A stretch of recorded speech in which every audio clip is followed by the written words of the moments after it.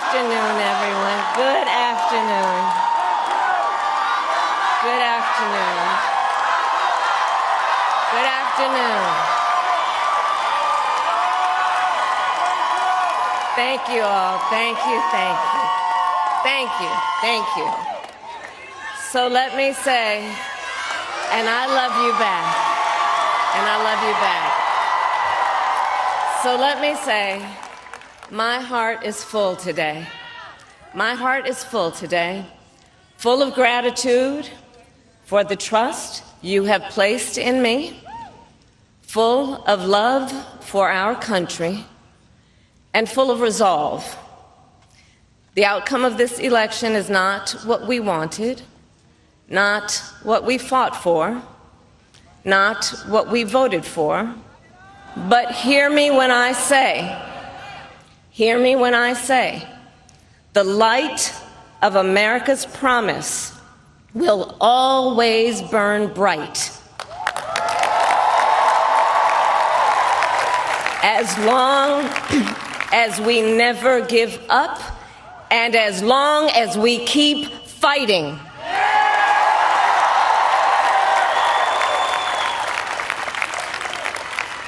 To my beloved Doug and our family, I love you so very much. To President Biden and Dr. Biden, thank you for your faith and support. To Governor Walz and the Walz family, I know your service to our nation will continue. And to my extraordinary team, to the volunteers who gave so much of themselves, to the poll workers and the local election officials, I thank you all. Look, I am so proud of the race we ran, and the way we ran it,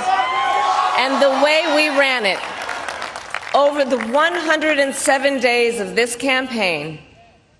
We have been intentional about building community and building coalitions, bringing people together from every walk of life and background, united by love of country with enthusiasm and joy in our fight for America's future.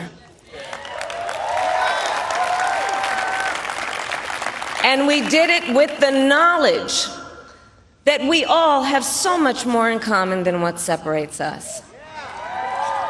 Now, I know folks are feeling and experiencing a range of emotions right now. I get it. But we must accept the results of this election. Earlier today, I spoke with President-elect Trump and congratulated him on his victory. I also told him that we will help him and his team with their transition, and that we will engage in a peaceful transfer of power.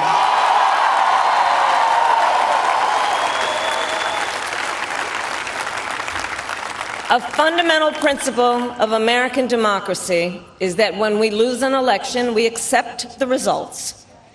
That principle, as much as any other, distinguishes democracy from monarchy or tyranny.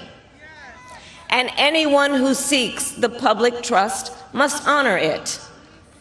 At the same time, in our nation, we owe loyalty not to a president or a party, but to the Constitution of the United States.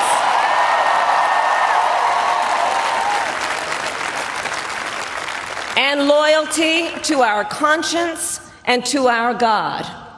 My allegiance to all three is why I am here to say, while I concede this election, I do not concede the fight that fueled this campaign.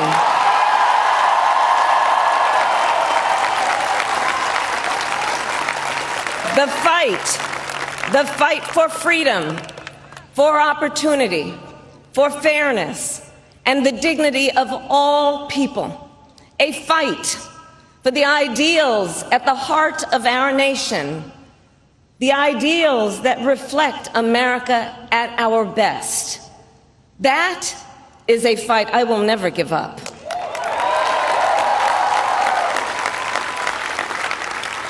I will never give up the fight for a future where Americans can pursue their dreams, ambitions, and aspirations, where the women of America have the freedom to make decisions about their own body and not have their government telling them what to do.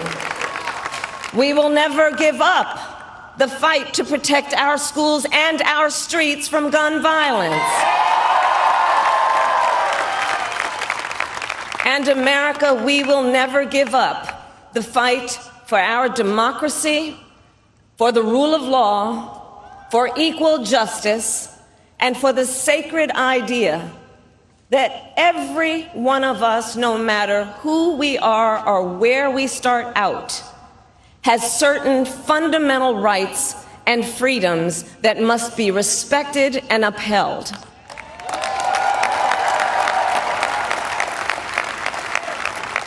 And we will continue to wage this fight in the voting booth, in the courts, and in the public square.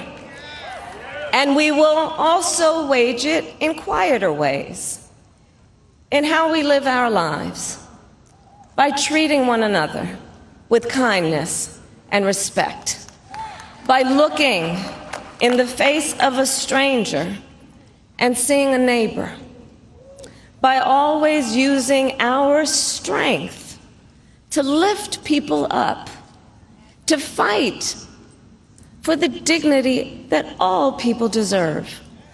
The fight for our freedom will take hard work, but like I always say, we like hard work. Hard work is good work. Hard work can be joyful work. And the fight for our country is always worth it. It is always worth it.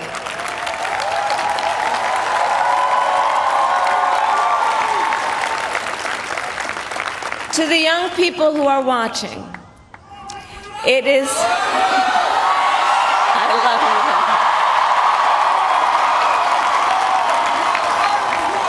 you. To the young people who are watching, it is okay to feel sad and disappointed, but please know it's going to be okay.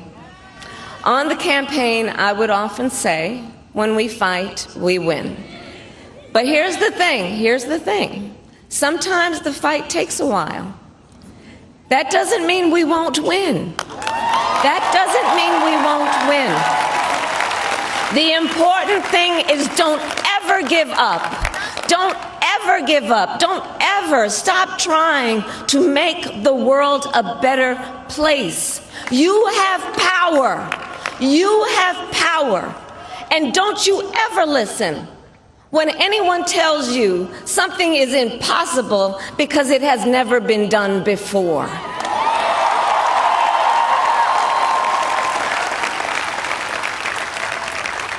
You have the capacity to do extraordinary good in the world. And so to everyone who is watching, do not despair. This is not a time to throw up our hands. This is a time to roll up our sleeves. This is a time to organize, to mobilize, and to stay engaged for the sake of freedom and justice and the future that we all know we can build together. Look, many of you know I started out as a prosecutor, and throughout my career I saw people at some of the worst times in their lives.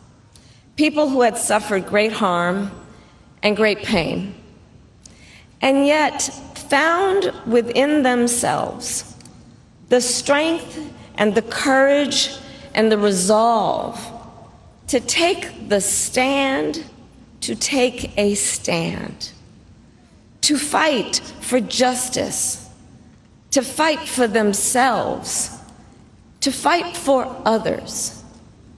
So let their courage be our inspiration. Let their determination be our charge. And I'll close with this. There's an adage an historian once called a law of history, true of every society across the ages. The adage is, only when it is dark enough can you see the stars. I know many people feel like we are entering a dark time, but for the benefit of us all, I hope that is not the case. But here's the thing, America, if it is, let us fill the sky with the light of a brilliant, brilliant billion of stars. The light of optimism, of faith, of truth, and service.